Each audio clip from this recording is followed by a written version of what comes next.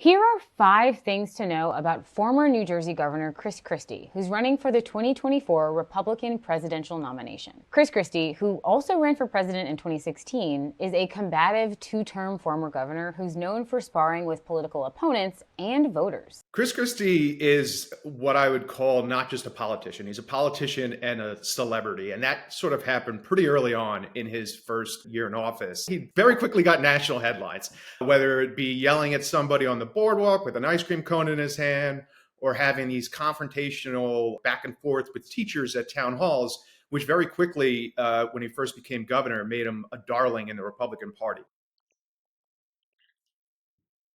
I don't know exactly what you expect me to do. You want me to go down there with a mop? He's a politician and he's a political strategist, which is a rare sort of combination. So he loves, I think he does love governing and things like that, but he loves to be in the room where the action is happening. On issues like guns and abortions, Christie falls in line with traditional Republicans. But when he highlights his pro-life stance, he frames abortion access as an issue best addressed by the states. He likes to say that, he was elected a pro-life candidate in a blue state, and that is true. He, for 4 years, cut funding to Planned Parenthood in New Jersey. He's pro-life, and he likes to say on the campaign trail that he's pro-life even after a child is born. And he tries to talk about things like drug addiction and things like that to try to corral voters into this sort of sense that pro-life means more than just abortion. As governor, Christie blocked restrictive gun control measures pushed by the Democrat-led state legislature, instead focusing on mental health as a factor in gun violence. He's pro-Second Amendment. I think he would try to argue that in New Jersey, he really fought back some things that a Democratic legislature really wanted to do to rein in guns, and he kept that at bay. After some mass shootings, he signed light gun control into law, but he's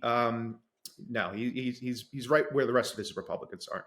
Christie holds traditional conservative views on notable issues that are at odds with other GOP candidates. For example, Florida Governor Ron DeSantis campaigns on Florida's laws restricting access to care for transgender youth, where Chris Christie takes a more traditionally Republican small government approach. He opposes government bans on gender-affirming care, preferring to leave that decision up to parents. And while Donald Trump doesn't believe the war in Ukraine is important to U.S. interests, Christie supports arming Ukraine until the war is resolved. He went to the Ukraine.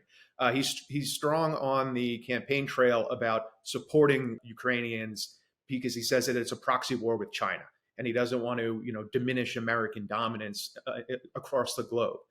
I am an advocate for there being more aid to Ukraine, more significant aid to Ukraine, broader aid to Ukraine. But the problem is that their polls show that there's enough Republican base voters who don't really support the war in Ukraine. He's going to have to convince voters who already have an unpopular view of him, who already don't think we should be sending money over there, that it's the right thing to do. Speaking of Trump, Christie was Trump's first major endorsement after he dropped out of the race in 2016. But since then, their relationship has gotten complicated. Well, they haven't spoken since December 2020, but prior to that, they were friends for almost 2 decades.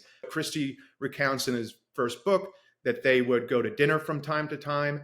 And then after Christie lost in 2016, pretty early on, dropped out at New Hampshire, he within weeks backed Trump. And at that time, he was the first major Republican to get behind Trump. He helped with the campaign. He helped with the debates, with debate prep.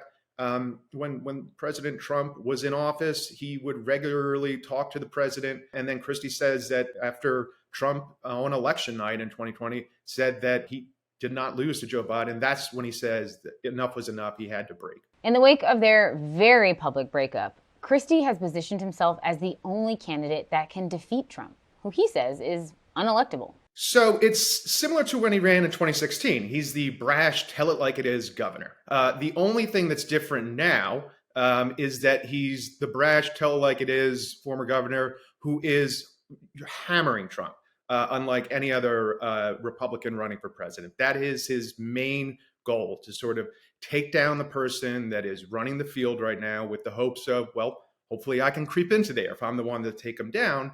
And then he can also point out to his rivals that he's the only one really telling the truth. These other people are sort of trying to get a cabinet position or don't want to alienate Trump voters. Let me be very clear. I am going out there to take out Donald Trump, but here's why. I want to win. That's sort of the lane that he's taking. That is like, hey, Trump in the general election is unelectable, so let's just get that out in the open. And if he's the one to take down Trump, he's hoping that will attract enough voters to get him along past New Hampshire. Christie faces several other Republicans in the primary lead up to 2024, which the PBS NewsHour will profile. You can find those profiles at pbs.org/newshour or right here on our YouTube channel. For the PBS NewsHour, I'm Nicole Ellis.